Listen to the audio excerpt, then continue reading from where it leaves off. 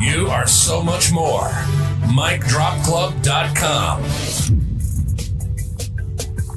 Make life boom. Hi, everybody. Welcome to another episode of the Mic Drop Club. Today, we have another MVA takeover of the Mic Drop Club, and I'm super, super excited. Rose is in the house. She's going to come and break down all the great stuff that she's been doing with Medway Youth Council and the fabulous work that she's been doing in the volunteering sector. So with no further ado, I want to welcome Rose to the platform, which is now Mic Drop Club MBA Takeover. Rose, how you doing? You okay? I'm all right, thank you. How are you? I'm better for seeing you and hearing you. How you doing? You okay? Everything good? Yeah, everything's brilliant. Oh, excellent, excellent stuff. So let's get straight to it, because I know time is of the essence here, but I don't want you to feel rushed at all. But I see your face all the time in various events. I see Rose there doing things, engaging different groups. You're doing this youth council stuff. You know, you're very vocal. You're very active within the Medway community, right? So I just want you to share some of your journey with us, the stuff that you want to share. How did you get, first of all, into the Medway Youth Council? What was that like? So the Medway Youth Council is open to anyone, so you just turn up. I joined when I was about 12. I decided that I wanted to get more involved with the Medway Youth Council, see how politics works, but you don't have to be interested in politics to join. Turn up, bring a friend, join in the meeting to see how it goes. It's brilliant. Fantastic. So how did you find out that Medway even had a youth council? You said you were keen to find out about politics. Did that lead you on this exploratory adventure? Yeah, so I was just looking at jobs or opportunities available, but you can find us through our social media. So we have an Instagram, we have a TikTok, we've got a website. We go into schools quite a lot where we have our conference and all the schools are invited to that. So there's loads of different ways to get involved with us. We're at hundreds of events everywhere.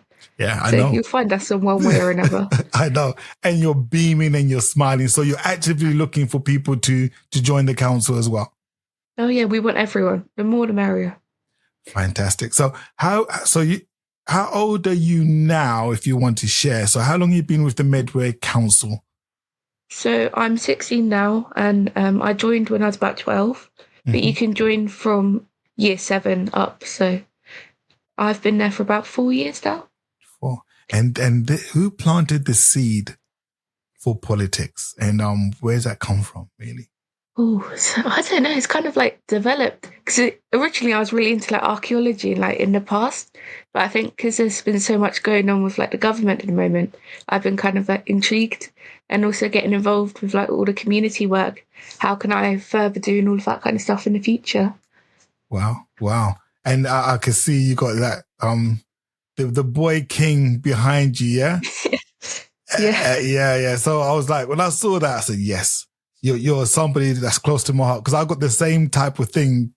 Not to show the camera. Can you see on my shelf? I got Tutankhamun. Yeah.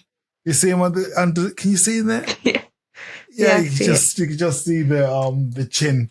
Yeah. So I'm keen into archaeology and ancient civilizations and all that kind of stuff. You know, so find someone else that has that same calling, same passion. It's always a beautiful thing. So you were keen to find out how politics works and the mechanics of that and all of that. Were you supported by your peers, family in terms of going on this journey? Yeah, my parents have always been very much involved in the community and that kind of stuff. So politics is just the next level up of that, to be honest. Yeah. I have lots of friends who do all of volunteering and all the community work. And again, politics comes into all of that. Sure.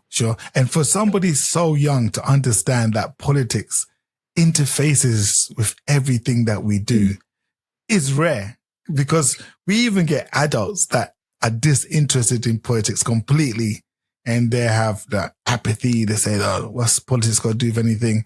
But to be so young and wanting to help shape your community, that's a beautiful thing. So what is your motivation in terms of like big picture, like your calling, what problem is Rose uniquely positioned to try to solve a particular problem? What problem is it that you are really great? So you're thinking, if I was just in the right position, I'll help solve this problem. What is it? Ooh, I think there's lots of things. I'd love to be able to look at like poverty and deal with that, but also make sure that everyone has the same life chances and are able to go do amazing things and have the same opportunity to do that as someone who, I don't know, has more money or has got a better education. Just getting everyone at the same level so that they can go off and do whatever they want to do in life. Wow. And it just came to you as a calling that this is what you want to do. Yeah. Yeah. So in terms of how you keep your energy levels up, volunteering can be challenging, mentally, physically, you're putting yourself out there. So how do you keep yourself bubbly? How do you keep yourself motivated? I think you're not always going to be like that. Sometimes, some days it's going to be like, I just can't be bothered to do it. But you just get there. And once you've done it and once you're helping people, you just see the difference that it makes. And actually, it's like, I want to be here. I want to be doing this kind of stuff. Early mornings, late nights. It's fine because once you're there, you're doing it and you can see the difference that it's making to people. Yeah. Do you still remember the first time you did it? The first volunteering. Do you say gig? The first volunteering assignment. What do you guys say? I don't know, I suppose. I've been doing it since I was really little, so like first proper one, probably not. But I remember like what some of the first bigger ones I was doing. And it's just I don't know. I can't remember. I've been doing it for quite a while now. Wow, because some people talk about feeling nervous. Oh yeah. Yeah. There's always like the nerves of something going wrong, but just got to show up and hope for the best. Show up and hope for the best. You get what's called a mic drop for that. I hope you guys have understood what mic drops are. Yeah. So we're here to give you your flowers. So you're going to get a mic drop from that. You see it on the edit. Don't worry about that. Yeah. Just sometimes you have to just show up and let things unfold and sit with the nerves, because you will get something back in return. Yeah. Do you find that you have formed longer or more richer relationships out of your volunteering that you're doing? Oh yeah, of course. I've made loads of friends through volunteering. There's loads of people that I've seen at hundreds of events. Usually, if you see them at one event, then they start to appear at all the other ones as well. Yeah. And it's good to make those connections when you can. Sure. And obviously the experiences that you are seeing at frontline is a unique position, isn't it? Don't you think? Yeah. Only when you put yourself in that position of volunteering, which is for service, people can open up to you in ways that they might never open up to people who are, say, for want of a better word or expression, people who are, say, paid to do a particular job, like qualified, not the nurses, qualified doctors and all that. When you're actually in the grassroots at the source, they will reveal to you things that maybe they won't reveal to anybody else. So that's a unique privilege to have, isn't it? Yeah. There's something about so much power comes with what? Great responsibility. Spider-Man, love it. Yeah. But it's true, isn't it? Somebody your age. So how far do you want to take this journey that you're on, this fantastic journey of service that you're on? How far do you want to go? Oh, as far as I can, to be honest. Wherever it will take me, just go with the flow. Really? Just go with the flow. Yeah? I can understand that. Are you the type of person that shares their goals, or you keep them to yourself? I mean, yeah, I suppose so. Because everything you're doing is moving you in a particular direction, right? Yeah. Yeah. And you want to give everybody an equal footing, equal chance to have opportunities. So what do you think are the biggest challenges facing young people?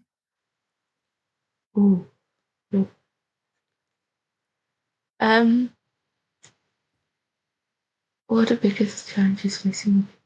I think there's lots of challenges facing people, and it kind of depends what person.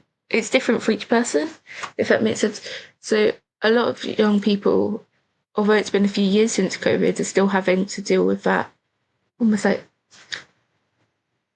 oh, what's the word? Still having to deal with the repercussions of COVID, is that we were stuck indoors for a couple of years. So making friends, schooling, all of that kind of stuff. I think for other young people, it's a balance of being able to do well in education, but also just live your life outside of school. I think it depends on the young person. Everyone's got lots of challenges that they're having to face. I'm not quite sure how to help you with that. Is that your Alexa? That's my Alexa. Sorry. Oh my God. How freaky is that, isn't it? My one just blinked as well. I got one in the corner. So yeah, it's good that you have that holistic view that for every person it's a different journey. So do you lean on your own experiences to help support young people on their journey, whatever journey that they're on as well? How much of your, I know you're 16, but you've been doing this for quite a while, so I'm going to talk to you like an expert.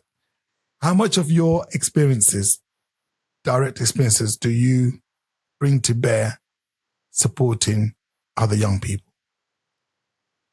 I think I use some of my experiences.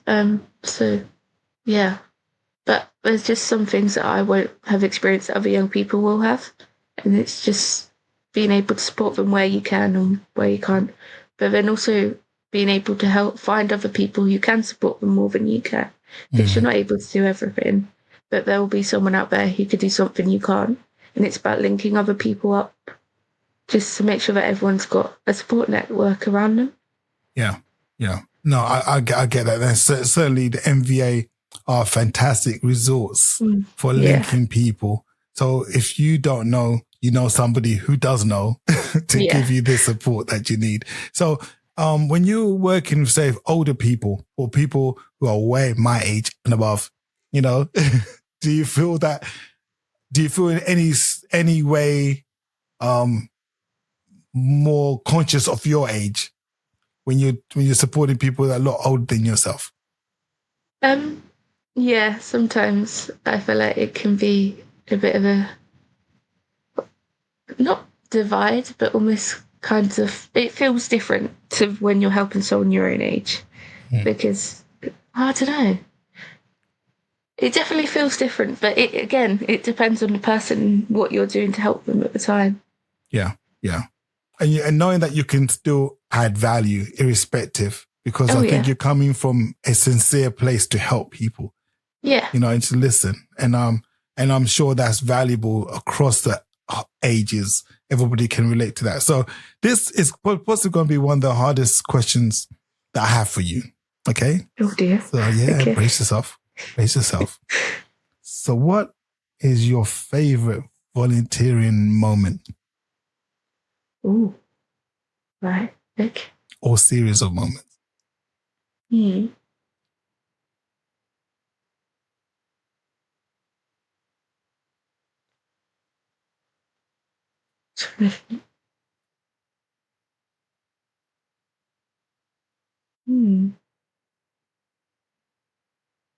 I think one of my favourites, although there's many favourites, was when I was helping out at Medway Pride, one of the first Medway Prides, and there was a group of girls who would have been similar to my age, and they were wearing their flags, and they were just there together, and they were just supporting each other, and they had a place where they could be who they wanted to be, and it was just like, although I didn't set it up or any means, I'm not going to try and take responsibility for that. People who did it were amazing, but to be able to be like a tiny part of that, to be able to make their day, was just amazing. Even if that was just picking up litter at the end of the day.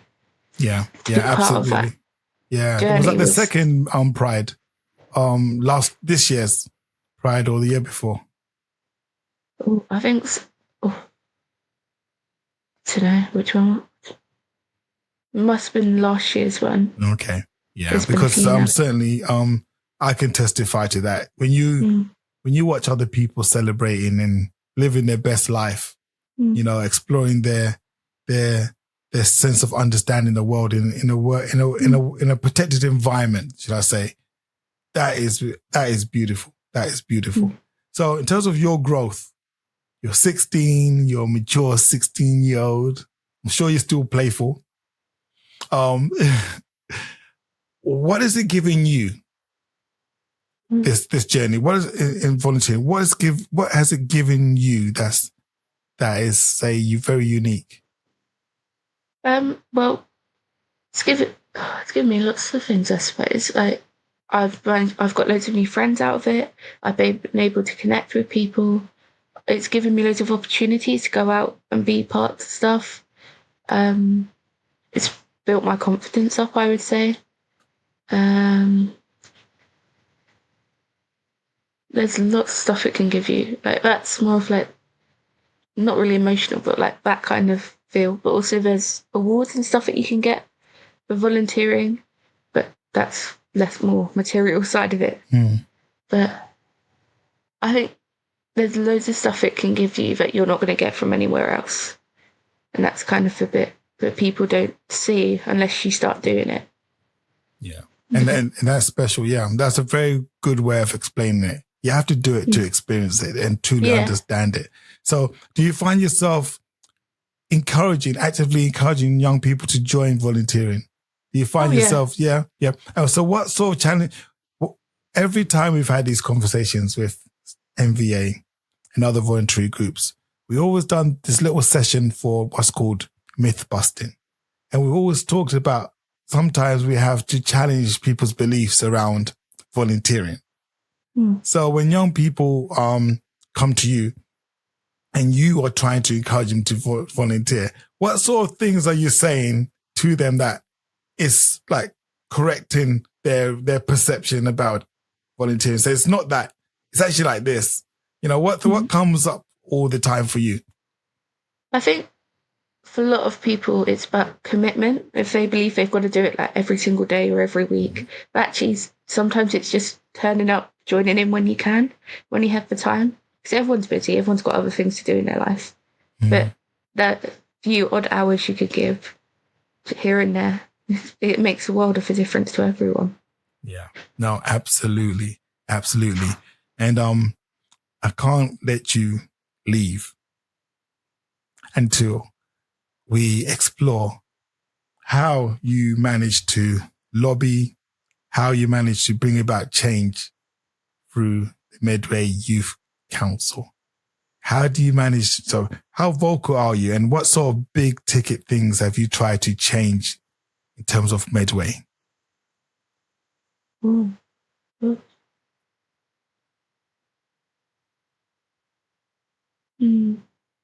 So what has Medway Youth Council done? Yeah, in terms of like you sit on the council. So what sort of things come to your in-tray? Like you have to discuss these things. What are the issues that grate young people in Medway that you're saying, no, let's champion this, let's address this problem? So I think the biggest thing Medway Youth Council does is that we're there to help young people give out their voices and to be heard, because quite often we're kind of overlooked. So we do something called the annual conference each year, where all the schools come and we have a big theme, and it's just about gathering information that young people want the council or other organisations to hear. So being able to get all that information, being able to hear what young people want to say into like this report, which we then take to the council, and they then make changes through that. So, trying to think. So last year's one was all about identity, and we took our report to the council, and they're you've put me on the spot. Hold on. And again, the organisations and the youth service, all of that kind of stuff, will look into what changes they can make to make it more accessible for all young people. Listening to what young people said about it but needs changes, or what they don't think is working around that particular topic. Yeah. No, and that's very, very important. It's so often young people can be overlooked when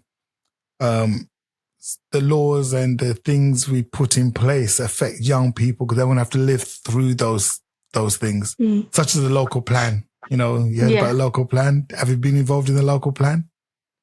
I think we've had the opportunity to be involved. I haven't got involved myself, but I know other members of the council have. Yeah, exactly. And knowing that you can put your input in something that you're going to have to live through and work your lives through is so important. And so I'm a big believer in young people, massive believer in young people. You are the future, and we have to make sure that we create that environment for you to bloom. But I'm reassured that people like you are carrying on the tradition. You know, we've passed the torch on to you.